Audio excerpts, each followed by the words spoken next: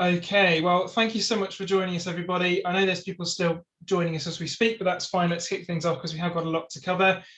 So welcome to this joint webinar, SDN and Quantum Rise. Really, really pleased to have Hayley and Erica with us today.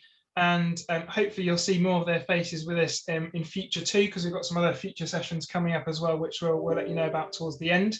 But what we wanted to do today was really give you a kind of a short, quite punchy, pacey session today that helps us all start to think about the world of hybrid working. We know that the world of work has changed considerably. We're now really starting to see some of those kind of longer term trends coming through. And so it really gives us all opportunity to rethink about what that means for us as apprenticeship providers, what we're offering to the employer, our relationship with the employer, and how we deliver our training. So hopefully today's just a really useful way of just starting to start thinking through some of those things. Let me just take you on to the next slide, and I'm going to hand over to Erica to make some introductions from their end. If you haven't come across SDN before, we're a team of specialists in apprenticeships, further education, higher education, and more broadly around employer workforce development. And you probably would have seen my face in a number of other sessions and webinars and workshops and things here at SDN. I'm going to hand over to Erica just to make the introduction, just tee up the session for us before we jump in. So thank you, Tim. Thank you so much. And thank you, everybody, for being here this morning. It's great to see so many faces on a chilly morning. So yes, Erica and Hayley from Quantum Rise, we're really proud and pleased to be here with SDN today. We are senior associates with SDN, and we also are co-directors for Quantum Rise Talent Group. So we specialise in working with apprenticeship providers and also corporate learning and development to take learning in the digital virtual sense from good to great. So we partner with organisations to look at their learning strategies. And really, as you can imagine, over the last couple of years, there's been a lot of challenge. So we'd like to bring thought leadership and perhaps the odd kind of pokey, interesting question to get you thinking about what you're doing in the space. And obviously today we're talking about hybrid working, and there'll be some interesting things that we're going to get you thinking about today. As Tim's talked about, it's a short session today just to give you enough bit of a flavour to start thinking about, and it's an interactive session as well. So we're going to be asking you to kind of respond to us within the chat and the polls and everything that you see on screen as well. I'm going to hand you over to Hayley, my business partner, for us to get going on the session. Hayley, over to you. Brilliant, thank you, Erica. And yeah, it's great to see so many people in this morning. So hopefully you'll find the session really useful today. Just a bit of Zoom admin to get us started. So if you've got any questions, do use the chat. Get the chat box open. If you haven't said good morning in there already, do. It'll be a really interactive session, and we use the chat a lot to generate that interaction. So keep questions coming throughout the session. Try and focus the questions on the topics of the webinar, because obviously we are going to be short for time. So Erica and I will be going at pace today to give you as much value from the morning as we can in the time that we've got. So you'll also receive the recording as well, and the slides after the session to be able to kind of go back to if you find that the session is quite pacey this morning and there's bits that you want to kind of return to look at again. So the agenda today and the topics that we're going to be looking at is we're going to be starting to think about actually what is the future of work and skills looking like. And there's quite a lot of research starting to come out in this area now for us to be able to come to and to turn to and think, well, what does that mean for us? So based on some of that information, what does this look like in terms of what our employers and our learners are looking for and what they're demanding from us as apprenticeship providers? We're going to start to explore some of the opportunities, but also be quite open about what some of those challenges are as well. So we're going to go into that a little bit today. And then we're going to just get some reflection time at the end to start thinking about the impact that this has on our offer to employers and how we actually deliver apprenticeships going forward. So hopefully this will be a really nice, practical, thought-provoking session for you to get us started. So we're not here to talk about how to run apprenticeship businesses, because you are the absolute experts in that, you know that. What we're here to do today is to offer a framework to support hybrid working strategies and just to sort of ask some good questions to open your thinking about what the future looks like.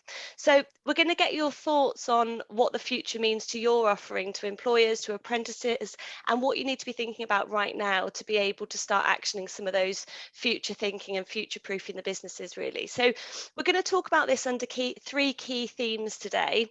And these are really key to the future of apprenticeships, to the future of work, the future of skills, and that's about choice, balance, and revolution. So they're going to be our three key themes as we run through the session today, and you'll see how Erica and I tie that into the content over the next 45 minutes.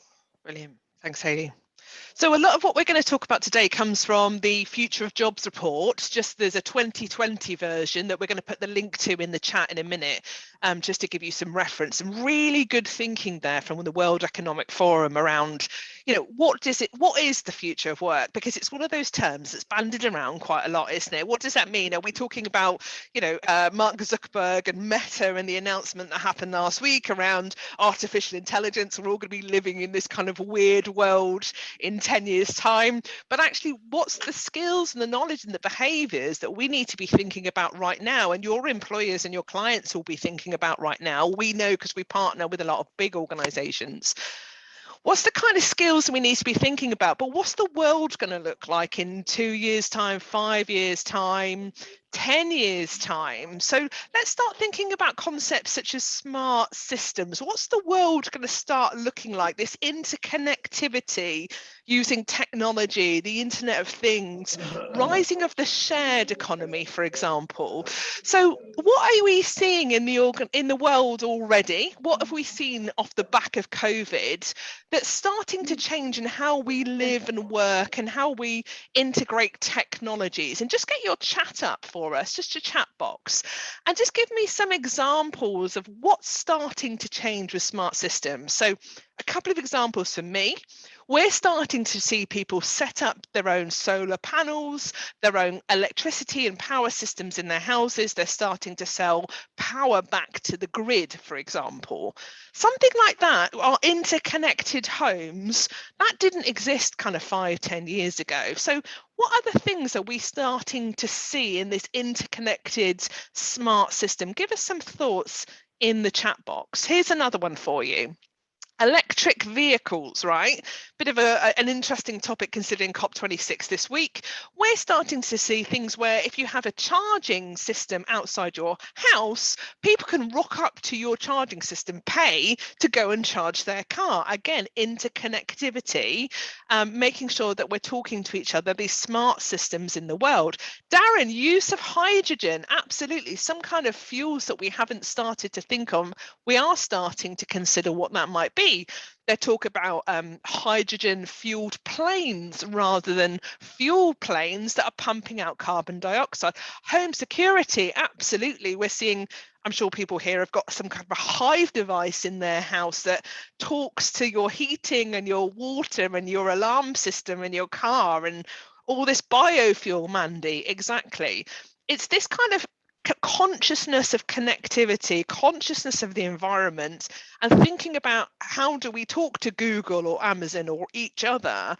And these are the kind of things that we need to be thinking about when it comes to the types of skills that are going to underpin the revolution of this kind of technology, which is already here. It's already in our space. Homegrown foods becoming self-sustainable. Drones, Stephen says, to drop off our Amazon packages or whatever it might be. VR, AR, exactly, augmented reality, virtual reality. All of this stuff is coming into play. So thank you for, and keep giving us your thoughts in the chat as well. So we've got a little exercise for you now. Considering what we've just started to talk about, these kind of what we call perhaps the fourth economic revolution, this tech-based world that we're going to find ourselves in, we're going to roll a little poll up on the screen in a minute. And we want you to start thinking about what are the skills needed for this fourth economic revolution that we've started to think about. Yeah, health, smart devices, individualism for employees. What are we going to have to start training the workforce in when it comes to this kind of stuff? So If you haven't used Poll Everywhere before, it's an online polling system. We're going to show you in a minute. There's a couple of ways where you can interact with it. So we're going to ask you to think about what are the words or the skills that we're talking about for this fourth revolution. And you can either go to pollev.com. You see there's a code there, Quantum Rise 759, and you can put the word of the skill in and it will start to form this big word cloud we're going to talk about in a minute. Or you can text or go to pollev.com on your phone, and you can put Quantum Rise 759, that telephone number there. You can text your word. It'll be no cost whatsoever. And we're going to start seeing all of these skills come up on screen in a minute. So let's just bring that up on our slide right now. So you'll see there, thinking about connectivity, thinking about the skills, for example. We're going to have a look at our word cloud. What skills are needed for this fourth economic revolution that we've talked about? And we've got some stuff already. So we've got skills, great, but what kind of skills? That's what we're asking you. What are the skills that we're going to have to think about training the workforce in to get to this fourth economic revolution that we've started to talk about? Digital skills. What do we mean by digital skills? Again, it's one of those terms that's bandied around quite a lot. It means lots of different things to lots of different people. I like the being adaptable. I like the, here we go, nanotechnology. Yeah, absolutely. Flexibility, working in that VUCA environment, that kind of agility, right? We hear a lot about learning agility. Those kind of skills to be able to operate in quite an uncertain world. But we've got those kind of technical skills as well. Robotics, here we go. Agile skills, connectivity skills, critical thinking skills, absolutely. Some great stuff here. What other kind of things? Cybersecurity, here we go. So we know we've got apprenticeships already in things like cybersecurity, robotics, you know, infrastructure analyst, these kind of things. But let's stretch our thinking a little bit more here. What other things are we going to need for this fourth economic revolution? Here we go, specialisms, yeah, different kinds of mindset, and we're going to cover that a bit later as well, absolutely. Project management, media skills, connectivity, yeah, what else? Let's get really geeky with some of this stuff as well. What are we going to be able to, or have to train the workforce in to enable this fourth economic revolution that we've talked about? We've talked about robotics and connectivity, information technology, you know, the Internet of Things, coding, program management, all these kind of things, video, creativity. So if you were to ask this question a couple of years ago, we'd probably get quite a different response to that. We might get homeworking or collaboration. That's kind of as is now. That's the stuff that's already on the block that we should be expecting from people. So clients and your employers will be thinking ahead around what does digital mean to us? What does coding mean to us? How do we integrate and interact with our customers in that space? And keep putting your thoughts and ideas on these skills in this word cloud, because it will keep growing and growing and growing. And what we'll do is we'll take a little snip of it and make sure you get a copy of that at the end as well. But keep adding those in for us as well. Great stuff. Okay. So just to kind of consolidate some of that then, and we've got some bits and bobs here, you know, things like genetic development. Look what we've done in the last 12 months when it comes to things like vaccines. AI came up, robotics came up, nanotechnology came up, 3D printing, we're in that space already. What's the next requirement of that? I think critical thinking came up, complex problem solving, one of the #1 requirements that employers are looking for right now. Emotional intelligence, always top of the line, particularly when it comes to management and leadership.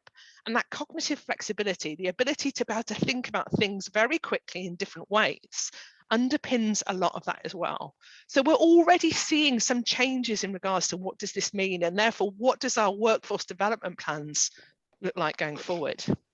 I'm now going to hand you back to Hayley. We're going to talk about this in terms of where are we right now? How's this looking for us right now? And what kind of things do we need to be thinking about? Brilliant. Yeah, thanks, Erica. So some really, really interesting thoughts in there. And I think it's about opening and challenging ourselves to think about the true future skills and what that really looks like. Technology is moving at such a pace. And overall, and you're probably seeing this as well with the work that you're doing with employers and within employment sectors, most industries have actually got an expected jobs growth in a number of different sectors. So jobs are changing. But what comes with this is that there's more talent in certain job categories and different talent in certain job categories, which means that it comes with this high skills instability across most job sectors as well. So these two things combined together means that there's a net job growth and skills instability, resulting in most businesses at the moment currently facing huge recruitment challenges and talent shortages. And it's a pattern that's already evident in the results and set to get worse really over the next 5 years. So although there's real opportunity, there's also this big gap in terms of the skills that are going to be required in the future. So if we're going to do anything about this, we need to be thinking about this now and doing it now. So I'm just going to ask a question now, and I want you to think about this, and we're going to launch a poll to answer this question. But what percentage of primary school age children will ultimately end up working in a completely new job? So this is our children, our 5 to 11-year-old kids currently working and in the current education system. But what percentage of those children will be working in a completely new job? So a job that doesn't even exist yet. So we're going to launch a poll for you now to answer that question. And you should see that now come up on the screen. So just have a look at the answers there and let us know your thoughts. What's the percentage there? Loads of great answers coming in. We'll let that run for a minute. Brilliant. I can see the lines going up and down on the different options. Yeah, absolutely. Nearly almost everybody has responded. We'll just give it a couple of seconds more. Brilliant.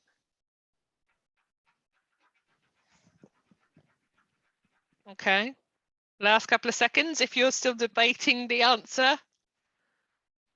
Okay, 3, 2, 1. Here we go. Okay, Brilliant. So let's have a look. Okay, so you can see there, and most of you are already in that space of like sitting somewhere in the middle there, 32, 56 to 65. There's quite a range of different thoughts. There's some going really high, some going lower. The actual answer there is 65%.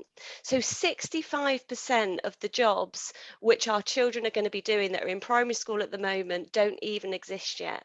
So this isn't just about reforming, and waiting for our next generation to come up and make things different. This is about making sure that they're prepared now. This is something I just feel so passionately about. Obviously, I've got a child in school as it is anyway, and I have a number of different people in my network and people that I know who are teachers.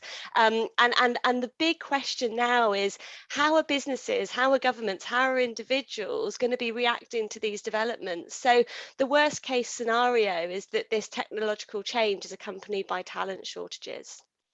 So mass unemployment is another potential challenge or a potential risk, growing inequality. So reskilling and upskilling of today's workers is absolutely critical. And so much has been said now about the need to reform education, but it's not possible to weather the current challenges and the current revolution by waiting for this generation to come up and be better prepared to deal with some of these challenges. So that just sets a little bit of context for you. And I'm going to hand you back over to Erica now, who's going to talk you through what this means in terms of hybrid working. Yeah, thanks, Hayley. Some really interesting stuff there to start thinking about, and just really context setting for what the difference in terms of what the real world looks like. So interested to get your thoughts and your reflections so far. We're kind of, nearly 20 minutes into the session so far. Reflections in the chat. What does this have to do with hybrid? Hybrid working, flexible working. We started the session off talking about choice, balance, revolution. Give us your thoughts in the chat. What has all of this got to do with hybrid? What's your thoughts? Give us some thoughts. Just pop some thoughts down in the chat for me, some reflections, because that's what we're talking here around, is kind of hybrid working, giving people opportunity, giving people choice, and providing the environment for people to flourish, really, to get to these kind of new skills, knowledge and behaviours that we're talking about. Snapshot in the future, Lee says. Yeah, 100%. But is it the future or is it right now? Is it the stuff that actually is coming down the line, and this is what your employers will be thinking about? But actually, these conversations are happening now. Yeah, flexible working, work-life balance, love that. Attract diverse talent, Eleanor says, 100%. We are in the great revolution. We are in the great resignation, right? So actually, lots of people are now moving organization. Yeah, but 45% of people are having conversations right now about moving jobs based on what's happened over the last couple of years. Connectivity, security, transparency, I love that. Alison says being agile with the offering to learners. Yeah, opportunities not bound by geography, Rachel says. Yeah, absolutely. Keep giving us your thoughts in the chat, because employers now have an opportunity to reshape the workplace. This is where we are right now. This is what employers are doing. Some employers we're working with have ripped up the rule book and are starting again, and are, rather than doing a top-down approach, so the management decides how the workforce is going to operate, we're seeing a bottom-up approach. We're seeing the workforce now demanding what works for them based on everything we've learned over the last year. Personalization, your opportunity, treat me as an individual, whether that's my learning, whether that's how you lead and manage, that's how I want to work, my well-being, all of these things that we've talked about. Absolutely. Some great stuff coming in the chat. Need to look at education being hybrid so the future workforce are comfortable with their workplace. Yeah, 100%. Whether we're working from home or whether we're working in the office, it's understanding what is the need for the business and what is the need for the individual. And this is where balance comes in, right? So, needs of the business could be things around space, parking, providing things like hot desks. There might be a link to productivity, the types of tasks that we're doing that we might need in the business, or we might need people to be working from at home. Capacity, we're seeing organizations reducing their big buildings and car parks and things like that perhaps was always a non-negotiable. But we're also thinking about things like, what's our carbon footprint as an organisation? And today, if you've seen the news, you would have heard that Rishi Sunak, the Chancellor of the Exchequer, is talking about holding companies to account for their green credentials. And that will go down the supply chain. That will go through to providers just like us, right? So when I was at British Gas, when I looked after the apprenticeship program there, we were part of the Movement to Work program. We'd partner with people like Marks and Spencer's, and there would be requirements on the supply chain to have so many apprentices and so many work experience placements. This is going to be the same, thinking about hybrid opportunities, green credentials, flexibility, workforce empowerment. Yeah, Risham says less commuting could also help the environment, 100%. Flexibility, inclusion, diversity, all of these conversations that we're having. So hybrid is so much more than, whether we're in the office or whether we're not in the office. We know that individuals are now choosing different locations. So Hayley and I live in the West Country. The housing here the market's just gone through the roof, because people are realizing that they can still keep their well-paid jobs, but they can live in the West Country, or they can live in Cornwall, or they can live in the Lake District. They don't have to be near the big cities. So things are massively changing in that space. We've all seen the dogs and pets and kids and things like that on our Zoom calls and our team calls. All this stuff is here to stay. So it's around the need for me to be able to perhaps work through at certain times of the day. Your apprentices will be the same, your employers will be the same. Maybe I want to do the school run every day. Maybe I want to switch off at 2 o'clock and perhaps work until 10 o'clock in the evening. It's down to my choice and my empowerment, the balance, which leads to revolution. And this is what Dave Ulrich says. Some of you might have heard of Dave Ulrich before, effectively known as the godfather of HR. He came up with a partnering model. And he says, so what do you think or hope will be the intended legacy of the people and organizational crises that we've seen over the last couple of years that won't just fade away? So let us ask you that question. What are going to be the intended and lasting legacy of the last couple of years? Give us your thoughts in the chat. What do you hope are the things that are going to be here to stay going forwards? And let's not just think about remote working. Let's get a bit more granular to that. what are the things that are here to stay that we need to embrace? So working from home, work-life balance, flexible opportunities. What else? What else do you think has given rise over the last couple of years that we really want to stay and really grasp and hold on to? Flexibility, got a lot of flexibility coming in. Resilience, yeah, we've been through quite a thing, haven't we, over the last couple of years? Confidence, yeah, love that. Okay, Lisa says employee confidence in asking what they need, right? Rather than putting that kind of flexible working request in and it gets bounced straight back, because that's not how we do things around here. Locality, community focused, I love that. Personal cost of work, yeah, what do I put in versus what do I get out? People are starting to think about this stuff now. Empowerment, Sarah says, 100%, that is coming grassroots up. That's exactly what we're talking about here, flexibility. I will tell you what Dave Ulrich said. Advancing the digital revolution, redefining work boundaries include virtual work, increasing social citizenship. So we're back into that space around how does it feel and what do I need to contribute as a citizen of the world or my community. Emphasis on diversity, harnessing uncertain through agility, that VUCA space, that learning agility we've talked about, managing change, renewing relationships. We talked about relationships a lot over the last couple of years. There's certainly people we work with now that we wouldn't have done prior to COVID. Family and friends, I think that's kind of reframed quite a lot for us in terms of what's really important for us.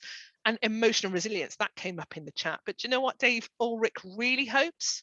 There's going to be that lasting legacy is personalization.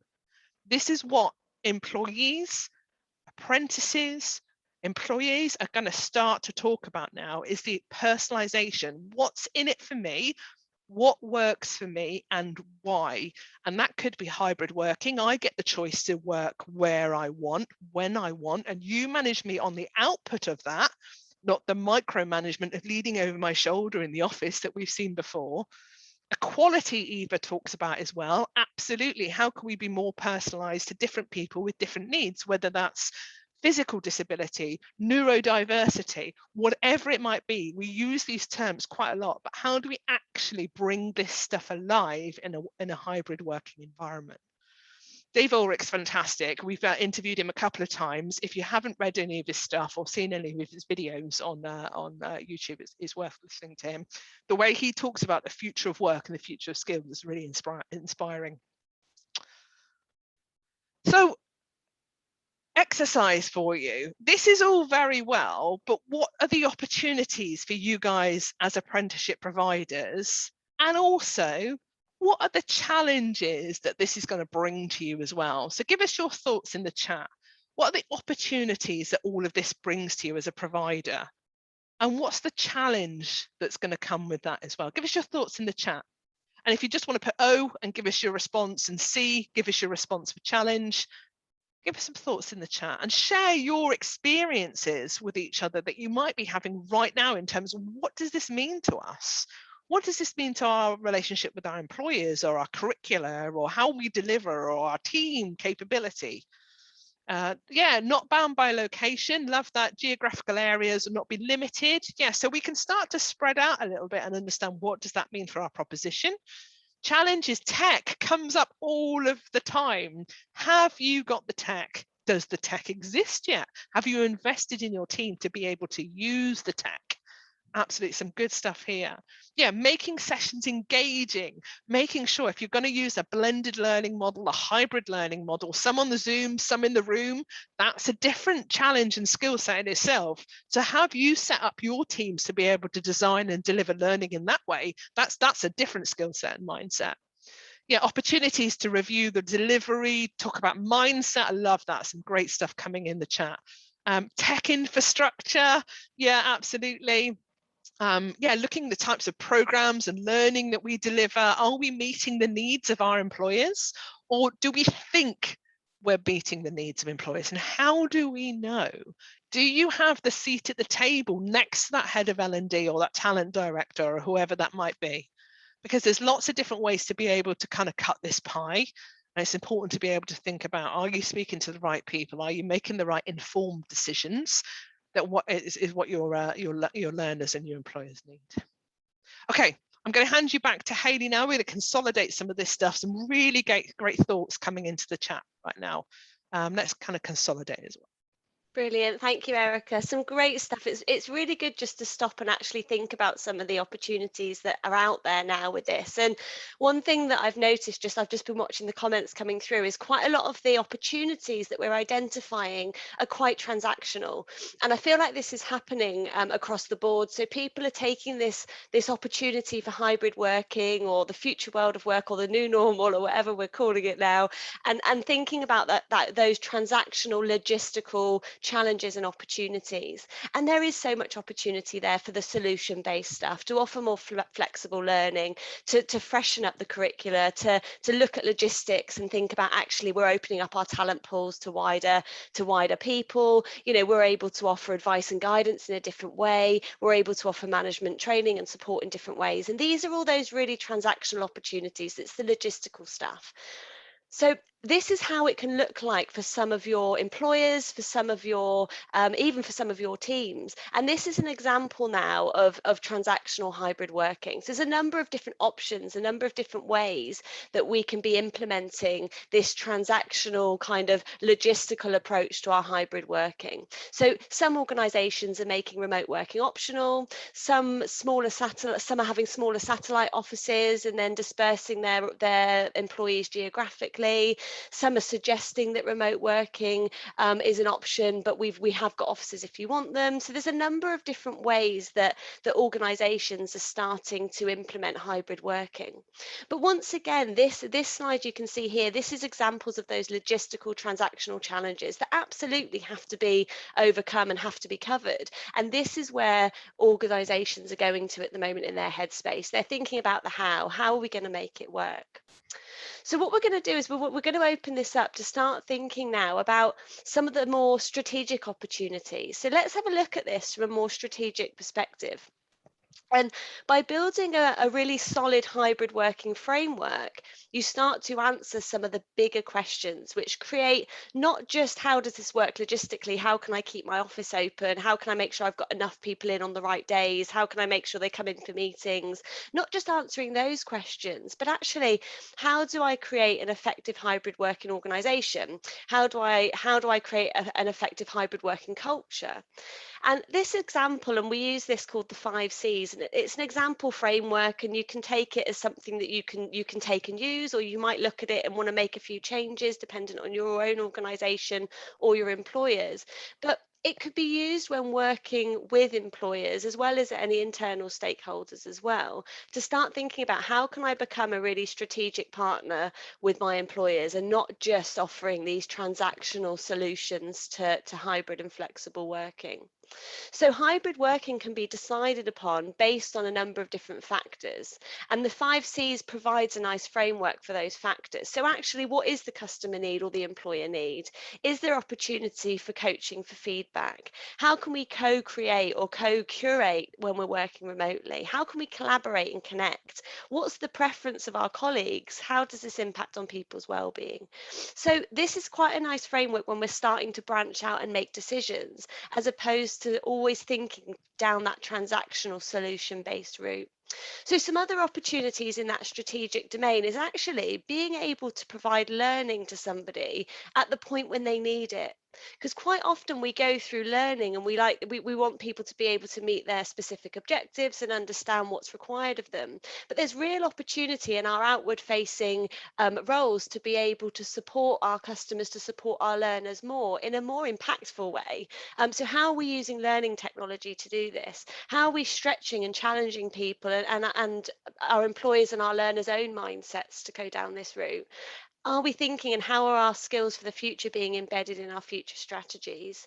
And also, as part of this, there's a huge opportunity for L&D suddenly to get a seat at that table, because there's so much change and so much influence that can come from our learning and development colleagues to be able to really add value around that table and to be able to really shape things going forward. So we're going to give a few more suggestions here. There's loads of opportunities now for that thought leadership, for that, how do I think, how can I adjust my mindset, adjust my strategy to think forward, and there's an opportunity for that future thinking, for managing uncertainty, for being able to support people through change with empathy and with compassion. And there's so much more out there now from a leadership perspective. And actually, I need to be leading my teams, my organizations in a slightly different way. And we do quite a lot around compassionate leadership and what that really looks like. It creates more inclusive cultures, and loads of people were saying in the chat there around, actually this is an opportunity for inclusivity, to bring people together, to give people the skills they need at the time they need it as well, and to be able to start to develop expertise and specialism within organisation. So there's huge opportunity now to think about those delivery models that we work to, and how can we make those more flexible, how can we make them more applicable to the next generation. Because even things like providing people with things like revision podcasts, and actually I can listen to my learning whilst I'm out for a walk or whilst I'm at the gym, and Gen Z, the next generation coming through, that's how they're going to be accessing information going forward. So thinking about, how can we provide work experience differently? How can we open up our talent pools by making this virtual, by making it remote, by thinking about our recruitment strategies? How can we bring digital resources into the classroom? So if we are doing face-to-face work or hybrid work, what resources have we got to digitize the classroom? Okay, so there's loads of great opportunities there for thought leadership. So moving on then into the next slide, we're going to start thinking now around some of the challenges, because we don't want to ignore those challenges, and there's so much opportunity, and Erica and I get so excited about this, but we want to be able to start acknowledging what some of those challenges look like as well. So I'm going to come back to Erica now, who's going to pick up there to take you through to the end of the session. Yeah, thanks, Hayley. And we work with a lot of providers. As part of Trailblazer groups, we partner with a lot of providers. And what we do see is a real shift now. People want to be able to take their learning and development proposition, their standards, A, B, delivery, whatever it might be. This isn't always kind of apprenticeship specific, commercial, etc. But we still see a lot of sheep dipping. We still see a lot of, we're going to put the whole cohort through the same curricula. It's going to be paper-based. I'm not going to ask here who's still using paper for sign-up and assessments and stuff like that. But my challenge to you guys is, let's start to kind of stretch our thought process to really step it up. Because if we are still using those old boring same curricula and concepts and models, and we haven't looked at our team leader level 3, ops manager level 5 curriculum, and we haven't put a golden thread through it around hybrid working or remote leadership or trust or choice or empowerment or some of the stuff that we talked about today, my challenge to you is to go away and do that stuff. If you're not working with the line managers of your employers, if you're just assuming that the employer is going to make sure that's fine, that is a big drive of levers, right? So actually, as part of the added value and the thought leadership that Hayley's been talking about, some good transactional stuff there to be able to upskill the line managers of the apprentices, because they're the people that are going to have the most impact on your apprentices in the workplace. They're the people that are going to help that learning be sticky, really drive those 3 I's, that impact, that implementation, that difference for their employer. So it's about not doing what we've always done and doing something different. And this is the fixed growth and fixed mindset and growth mindset. Am I fixed? Do I think, well, this is the way it has to be, this is the way we've always done it, I can't change, I don't know how to change? These are skills and development knowledge that you can go out and you can find and you can learn from each other. We're a sector that we're not very good at talking to each other. So you must know other people that are running apprenticeship providers. Go and talk to them. Come and talk to us at SDN and at Quantum Rise to understand what else is happening. Because it's around change and it's thinking, what else can I do? How else can I do it? How else can I stretch it and challenge it? So just a little bit of a stop and reflect exercise. What does all this mean to you in your organization? And I'm not asking you to share, just have a couple of seconds. What does this mean to you, your mindset, where you are as an organization? And also, how does this affect you and your employers? How does this affect your learners and the employers and the clients that you're talking to on a day-by-day basis? Because you know what, you've got an opportunity now to revolutionize your employer's digital future skill set strategy. You are in the driving seat where you can add that value and really differentiate yourself as an employer provider. Yeah, Kate says in the chat, opportunities. Think about things in a different way. Take this back to your team and start to think about, what does that skill set of the future look like? What is the hybrid learning strategy, hybrid working strategy that we've got? So, little bit of a reflection exercise as we start to tie up the session. We're going to ask you to score out of 10, 1 being we haven't even thought about this yet, through to 10 we're smashing out of the park and we're completely fine with it. The next couple of prompts that are going to come up on the screen. You don't have to share these in the chat. You can do if you really want to. It's entirely up to you. But just do a bit of a self-scoring reflection exercise. 1 being we haven't thought about it, 10 being we're smashing it out of the park. Knowledge of your employer's 5-year plan. And I'm not talking about L&D plan. I'm talking about business plan. 1, we haven't thought about it. 10, we're smashing it out the park. Where are you right now? Just give yourself a little score. Knowledge of the skills your learners need in the next 10 years. Give yourself a score out of 10 there.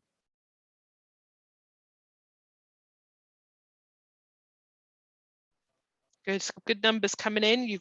Thank you for sharing. You don't have to share. It's entirely up to you. How about this one? How to build in the use of more tech and, more importantly, creativity in the 20% off the job. 10, smashing it out of the park. We're already there. 0, we haven't even started talking about this stuff, but this is interesting and we're going to.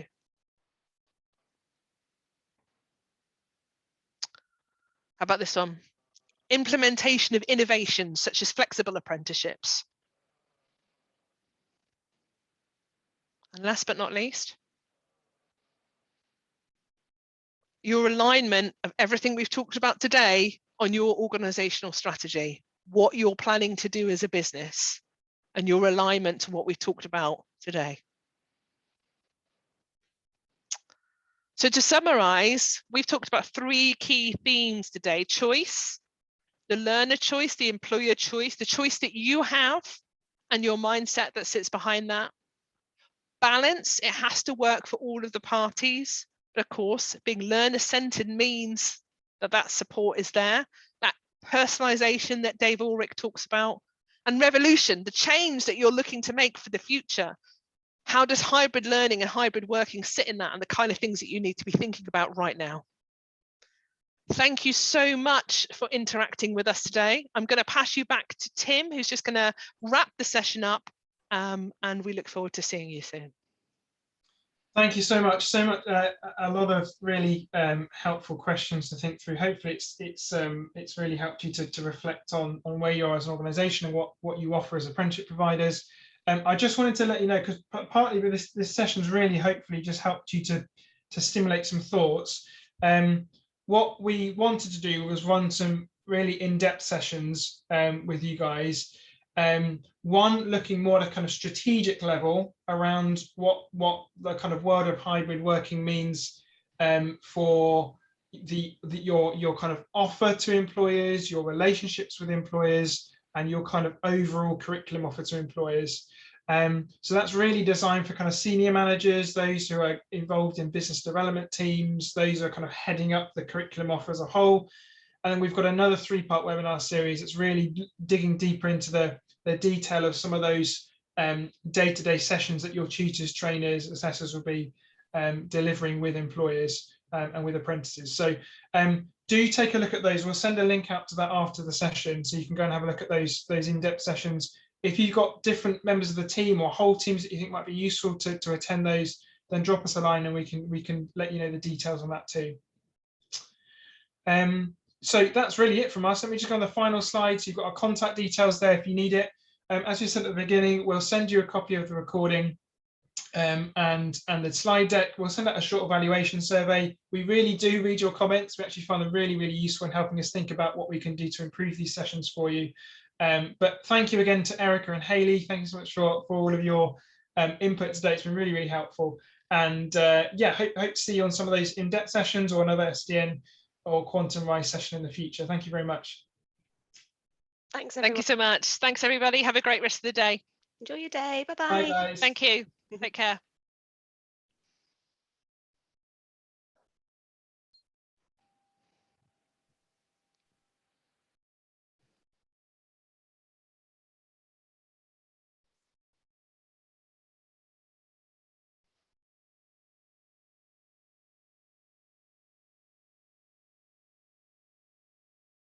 Oh, some great comments coming in the chat. Thanks very much, guys. Really appreciate it.